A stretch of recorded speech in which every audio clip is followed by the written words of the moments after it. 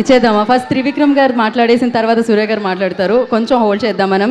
So yes, black busters మనందరికీ అందించిన greatest writer director Trivikram గారు మాట్లాడతారు నౌ.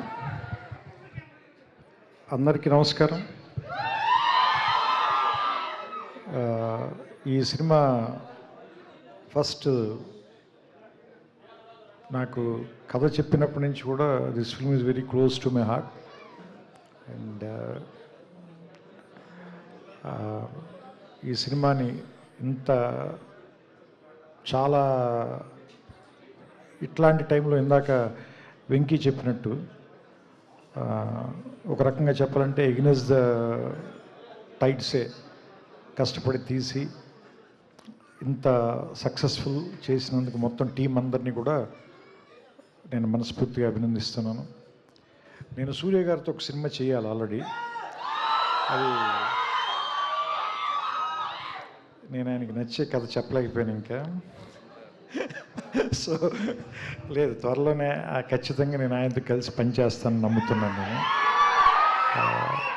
ఎందుకంటే సూర్యతో ఆయనతో సినిమా చేయమని నా వైఫ్ వైపు నుంచి రిక్వెస్ట్ కాదు, డిమాండ్ ఉంది. ఎందుకంటే నా వైఫ్ చాలా పెద్ద ఫ్యాన్. సో సామాన్యంగా తను మామూలుగా ఈ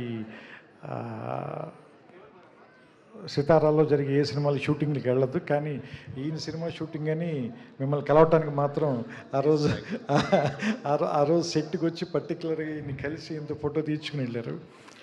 సో అండ్ ఇప్పుడు ఈరోజు అంటే బేసిక్గా ఆడవాళ్ళంత గమ్ముని ఇష్టపడరు, కానీ ఇష్టపడితే మాత్రం జీవితాంతం వదిలిపెట్టరు. అలాంటి హీరోలు అతి కొద్ది మంది ఉంటారు. అందులో మనకి సూర్య గారు ఒకళ్ళు. నాకు తెలిసి ఇందాక గీత గారు చెప్తుంటే నాకు అనిపించింది, ఇండియాలో నాకు తెలిసి ఇద్దరే హీరోలు వయసు వాళ్ళకి వెనక్కి వెళ్తుంది. ఒకళ్ళు సూర్య గారు, ఇంకొకళ్ళు మహేష్ బాబు గారు. వీళ్ళిద్దరికే వయసు వెనక్కి ట్రావెల్ చేస్తుంది వీళ్ళిద్దరికి. అండ్ వంశీ నాకు మొదటి నుంచి కూడా వెంకీ కథ చెప్పినప్పటి నుంచి కూడా నాకు గజనీలో ఉన్న సంజయ్ రామస్వామి క్యారెక్టర్ నాకు చాలా ఇష్టం సార్. ఎందుకంటే బికాజ్ అది తెలుగు వాళ్ళకి కూడా, నాట్ ఓన్లీ తమిళ వాళ్ళకి, తెలుగు వాళ్ళకి కూడా చాలా క్లోజెస్ట్ క్యారెక్టర్ అది.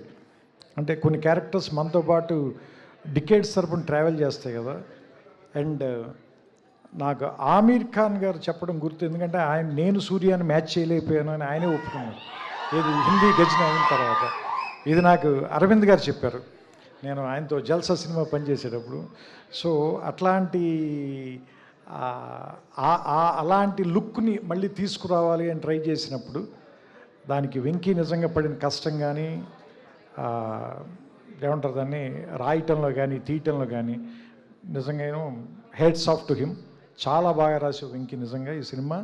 అండ్ నేను ఎడిట్లో చూస్తున్నప్పుడే ఫస్ట్ హాఫ్లో ఇంటర్వ్యూ సీన్కి కానీ, సెకండ్ హాఫ్లో వచ్చే కొన్ని సీన్లు ఉంటాయి. అవన్నీ మీకు చెప్పడం నాకు ఇష్టం లేదు, ఎందుకంటే సినిమా చూడాలనుకునే వాళ్ళందరినీ కూడా స్పాయిల్ చేయడం నాకు ఇష్టం లేదు. It is too early. So నాకు తెలిసి అది కమింగ్ ఇయర్స్లో అవన్నీ నాకు తెలిసి కొన్ని ఐకానిక్ సీన్స్గా మిగిలిపోతాయి. ఎస్పెషల్లీ హాస్పిటల్లో మీరు మమిత మాట్లాడుకునే సీన్ కానీ, అండ్ మదర్తో మీకున్న రిలేషన్ కానీ. అండ్ ఈ సినిమాలో 4 పిల్లర్స్ ఉన్నాయి. ఒక పిల్లరు సూర్య గారు అయితే, ఇంకొక పిల్లర్ రాధిక్ గారు, మూడో పిల్లర్ రవీనా టండన్ గారు, ఇంకో పిల్లర్ మమితా బైజు గారు. అండ్ నేను కేజీఎఫ్ చూశాను. అండ్ బయట కూడా నాకు ఐ నో రవీనా గారు very well. As a person she is very strong and dynamic lady, but she played a very vulnerable character in this film. That is very you did it very naturally, because it's on like an edge, but you played it with a lot of dignity. It may look easy to people, but I know how difficult it is to pull it off. Yeah. No, that is Sinu and Anurag Kashyap. I was only assisting them. So, and that's why it is very difficult. అంటే మీకు ఆవిడ పర్ఫార్మెన్స్ని మీరు underline చేయాలి అని అనిపించట్లేదు అంటేనే she performed really well. And Mamita, because that role itself is very energetic and very difficult character.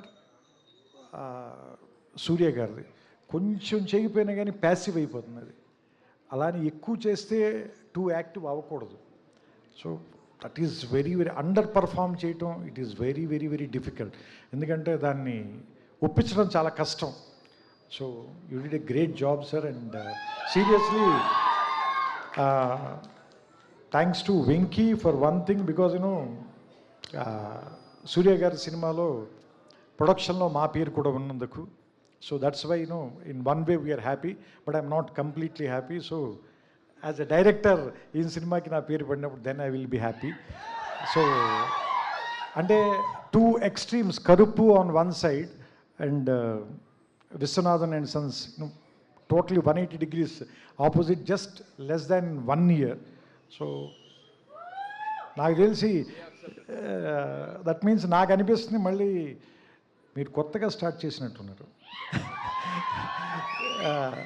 Last year he got introduced again.